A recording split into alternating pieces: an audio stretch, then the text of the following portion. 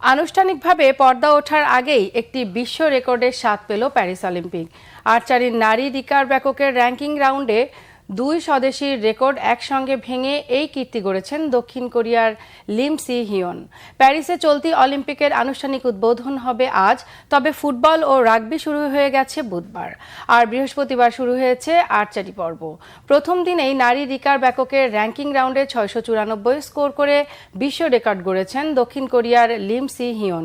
ভেঙে দিয়েছেন 2020 টোকিও অলিম্পিকে স্বদেশী আনসানের 680 এবং 2019 বিশ্ব চ্যাম্পিয়নশিপে আরেক স্বদেশী কাং চেইয়ংয়ের 692 স্কোরের আগের বিশ্ব রেকর্ড।